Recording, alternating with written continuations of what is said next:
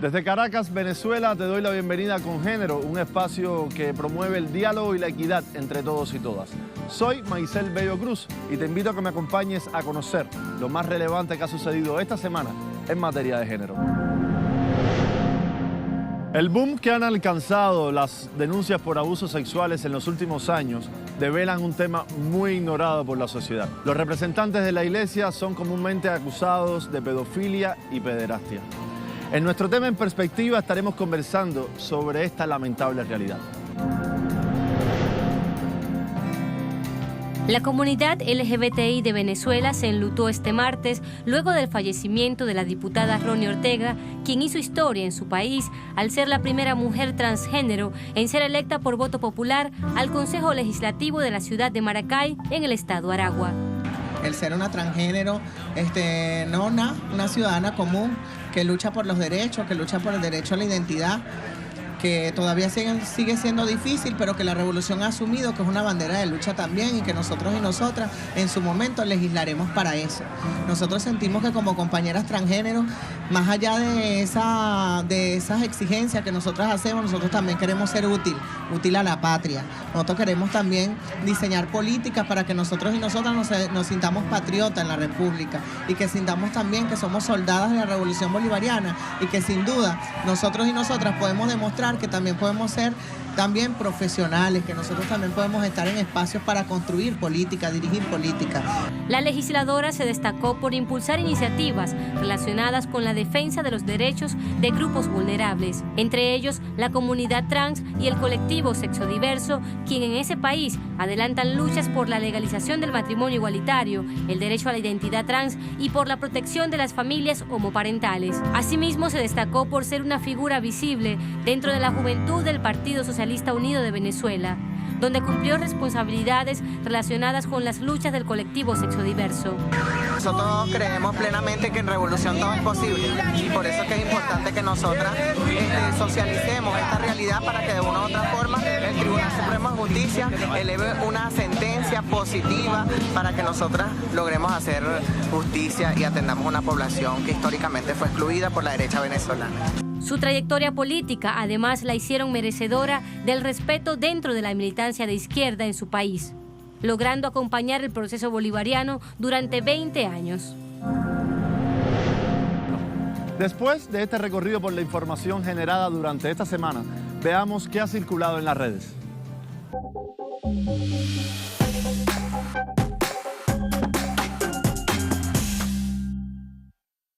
En la red social Twitter, las usuarias y usuarios ya se activaron con la convocatoria a las actividades por el Día Internacional de la Mujer.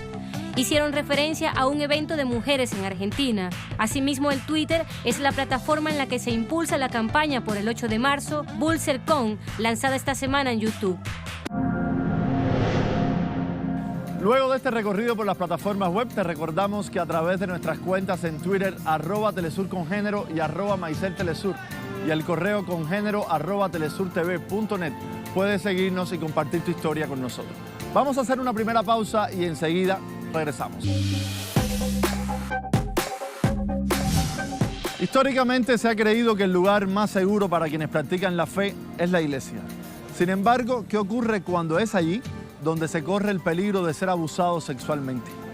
En nuestro tema en perspectiva, queremos adentrarnos en una realidad difícil: los delitos, o lo que es lo mismo, los pecados de los representantes de Dios en la tierra.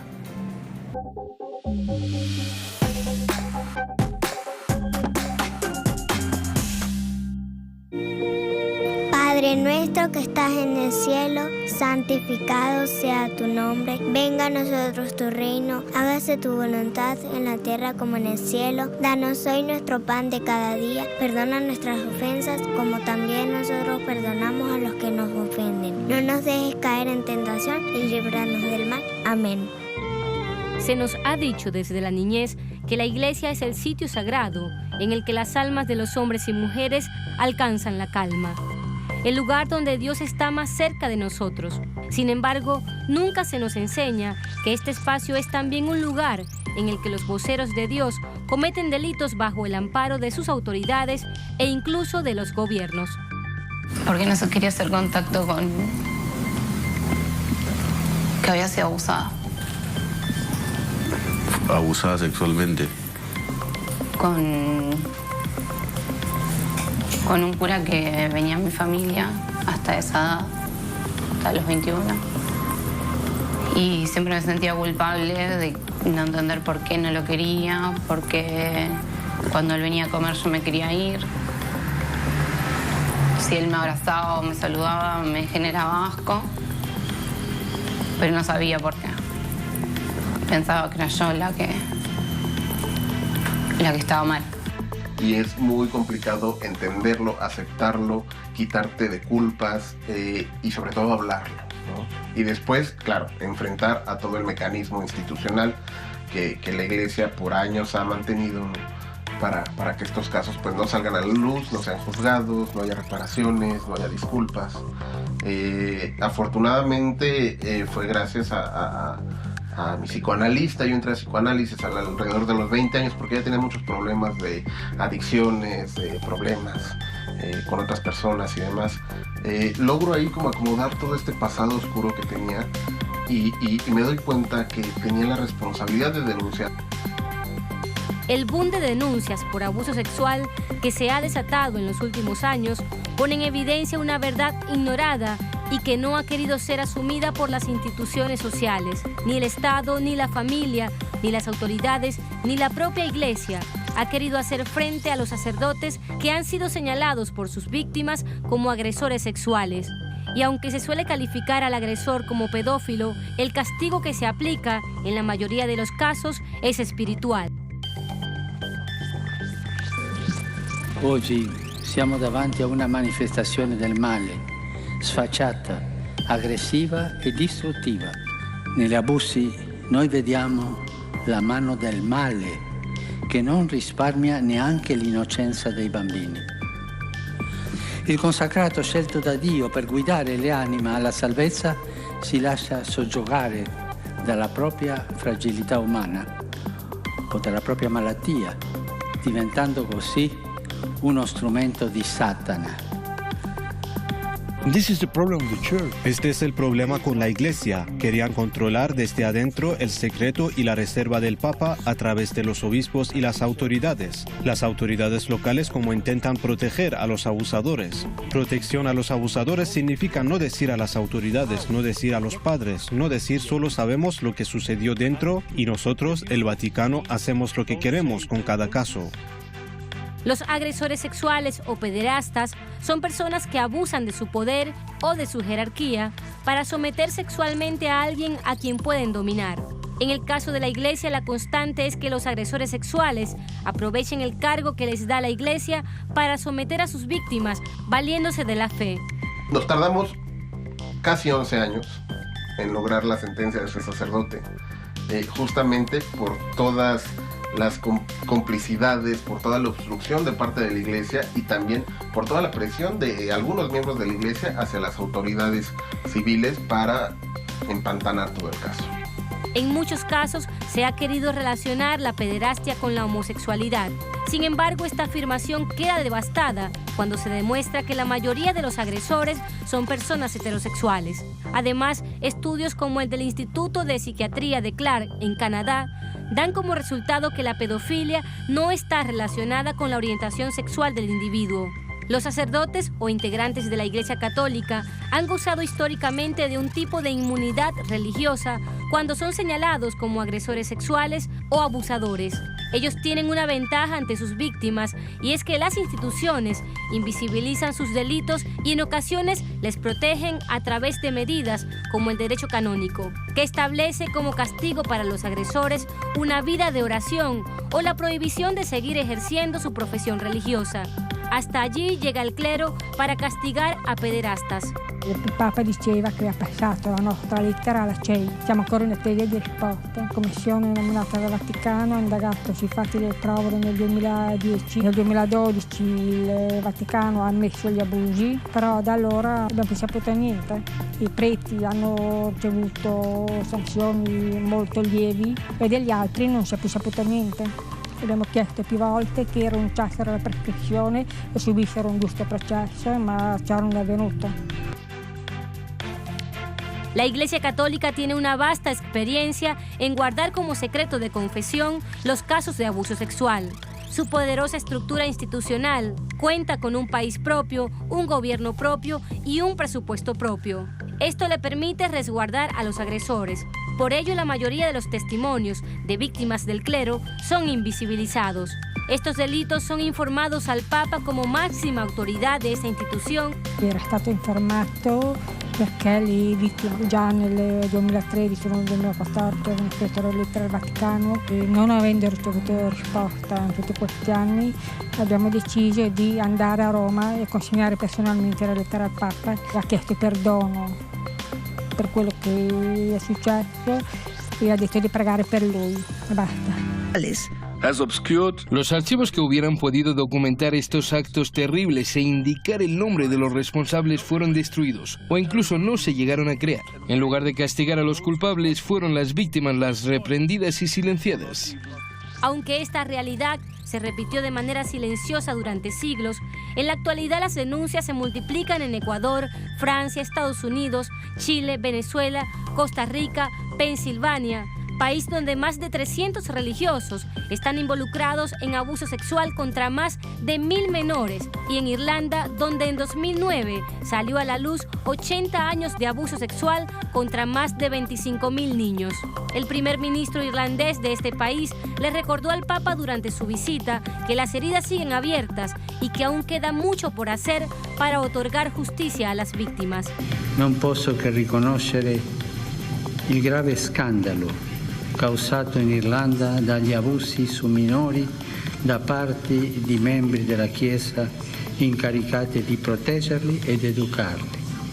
Il fallimento delle autorità ecclesiastiche, vescovi, superiori religiosi, sacerdoti e altri nell'affrontare adeguatamente questi crimini repugnanti ha giustamente suscitato indignazione. Rimane causa di sofferenza e di vergogna per la comunità cattolica.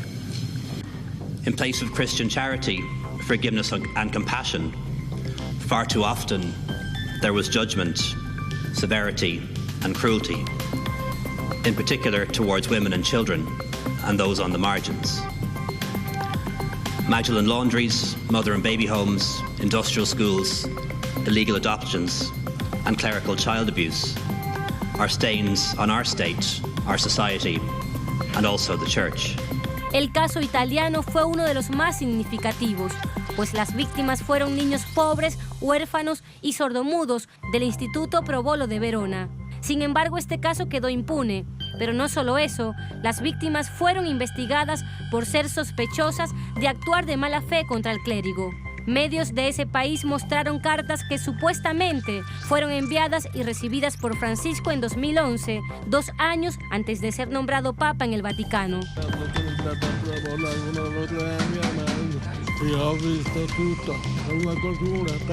Per me abusato sessuale, aveva 6-7 anni,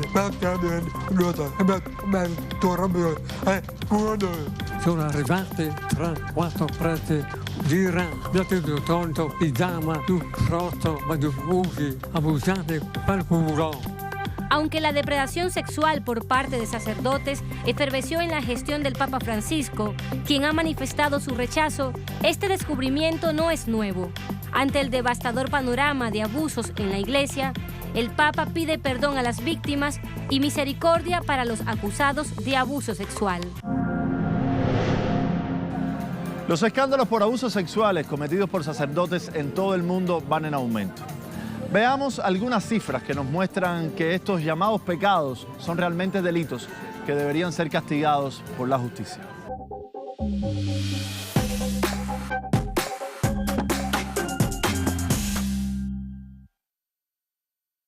El número de denuncias por abuso sexual en los últimos años arroja cifras lamentables. En 2018, en Chile, 80 sacerdotes fueron acusados de violación. En 2011, por lo menos 167 casos de abuso se han contabilizado en este país, pero 11 fueron cerrados por traslado o fallecimiento del cura agresor. En Pensilvania, más de 300 religiosos están involucrados en abuso sexual a más de 1.000 menores. Investigaciones revelan que desde 1963 el Vaticano conocía de estos casos y se mostró tolerante al respecto, haciendo caso omiso. Y en Irlanda, en 2019, se destapó la mayor cifra de ese país, 80 años de abuso sexual a 25.000 menores. En Ecuador, los sacerdotes no son sentenciados por violación. El castigo de la Iglesia fue la suspensión de sus responsabilidades espirituales. En Francia, los arzobispos involucrados en casos de pedofilia tienen tratos diferenciados, mientras que en Australia, el 7% de los curas entre 1950 y 2010 está implicado en abuso sexual. Pero la Conferencia Episcopal Australiana dice que mantendrá el secreto de confesión en casos de pederastia. Cifras difíciles de declarar, pero que desgraciadamente son reales y van en aumento. Te propongo hacer una segunda pausa y enseguida regresamos con más de Congénero.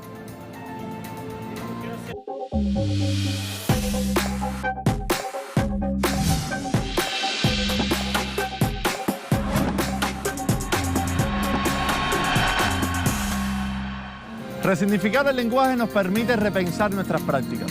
Por eso, en la sección Lenguantes, definimos términos esenciales de la teoría de género. Vamos a conocer hoy las diferencias entre delito y pecado, sobre todo cuando hablamos de agresiones sexuales.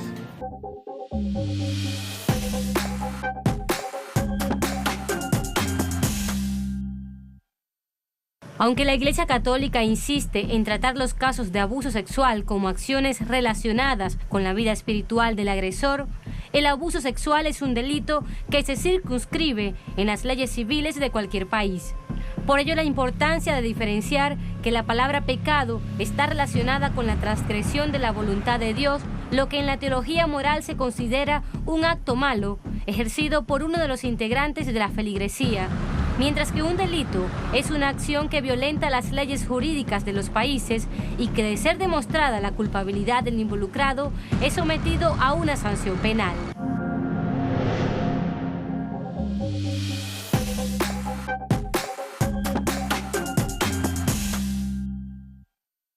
Eso es estar 20 días sin ganarse un solo peso. Gran revuelo ha causado en el país deportivo un video que comenzó a circular por las redes sociales donde jugadoras que integraban la selección colombiana femenina de fútbol hacen importantes revelaciones en relación al trato indigno que recibían tanto laboral como social. Melissa Ortiz e Isabel Echeverry decidieron no callar más esta situación y patear fuerte a la indiferencia. Uno de los problemas es la falta de apoyo económico. Cuando antes nos pagaban 60.000 pesos al día, el año pasado nos quitaron todo. Todo. Eso es estar en un hotel 20 días. Sí, nos dan donde dormir, comer, con qué vestirnos. Pero eso es estar 20 días sin ganarse un solo peso, sin tener plata para pagar las cuentas, para pagar renta, para pagar lo que sea. Y es que el fútbol femenino, si bien ha crecido en los últimos años en Colombia, inclusive con destacadas participaciones a nivel selección, aún no toma la relevancia que debe tener este deporte de masas, ya que no redunda en los beneficios económicos que sí tiene el masculino. Recientemente, un directivo del fútbol colombiano descalificó los logros obtenidos por un equipo femenino en la Copa Libertadores. El tema del fútbol femenino, eso anda mal. Eso no va a nada, ni económicamente, ni nada de esas cosas, aparte de los problemas que hay con las mujeres, son más tragos que los hombres, para que vean, y problemas. Pregúntenle a los del Huila cómo están de arrepentidos de haber sacado el título y de haberle invertido tanta plata al equipo. Entonces, eso no es, y fuera eso, les recuerdo, es un caldo de cultivo del lesbianismo tremendo. A este panorama se suman las denuncias de carácter penal que una integrante del equipo femenino de fútbol sub-17 hizo ante la Fiscalía colombiana por acoso sexual durante el desarrollo del Suramericano en Uruguay el año pasado. Situaciones que presuntamente se habían presentado mucho antes, pero que por temor no se denunciaban. 2 ya se atrevieron a hacer las denuncias y a partir de esas denuncias ha venido un caudal y a descubrirse que evidentemente las quejas, los acosos, los abusos, pues sí estaban al orden del día y evidentemente las niñas, las mujeres colombianas, las futbolistas colombianas habían sido violentadas en sus derechos. Inclusive, desde los medios de comunicación, algunos representantes llamaron la atención ya que no se profundizó con el rigor periodístico del caso frente a las primeras denuncias. Es más, creo culpa nuestra de los medios, que tenemos que hacer un mea culpa porque hay muchas cosas que ellas han hablado y no les hemos parado bolas, no las hemos atendido, no hemos hecho el seguimiento del rigor periodístico que debería ser, pero son temas que vienen hace rato, no es algo de hoy, no es algo que apenas sucedió esta semana porque volvieron a hablar. Es algo que ya venía y que no le hemos dado importancia. ¿Qué está pasando? Yo creo que todo lo que se ha dicho es verdad que ha pasado. Por el momento, la Federación Colombiana de Fútbol, a través de su vicepresidente, aseguró que van a actuar y hacer las investigaciones pertinentes. Además, se espera el desarrollo en cuanto a la querella que hace curso en la Fiscalía colombiana. Ahora pasemos a nuestro segmento Cultura con Género y conozcamos más de cerca la identidad de nuestros pueblos, pero con lente de género.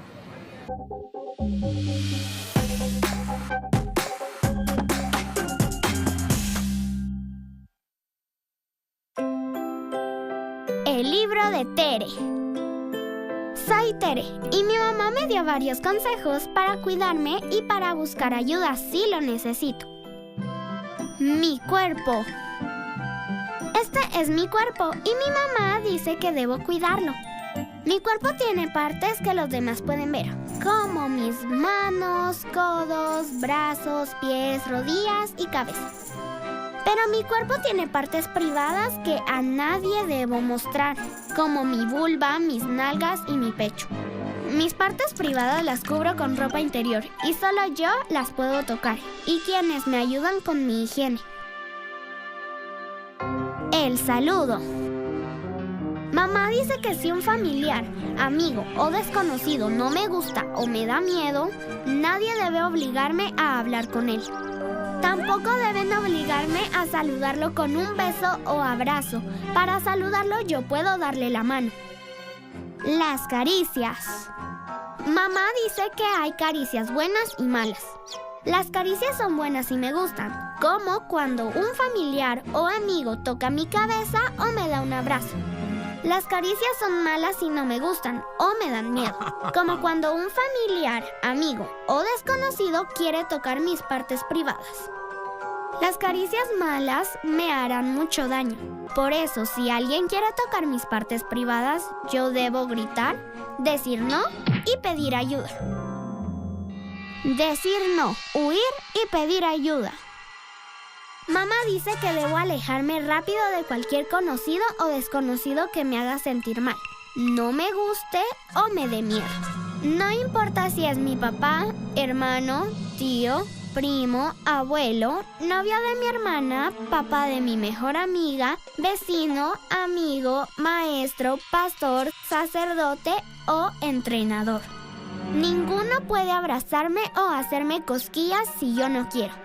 Si lo intenta, yo debo gritar, decir no y pedir ayuda. Con esta información cultural nos despedimos. Recuerda que en nuestra página web www.telesurtv.net puede ver esta y otras emisiones, así como en nuestro canal de YouTube con Género Telesur. Gracias por acompañarnos. Te dejamos con buena música.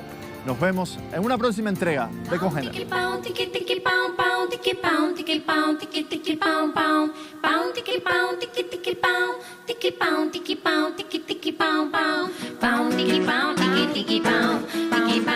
bow, diggy, diggy, bow, bow, bow, diggy, bow, diggy, diggy, bow.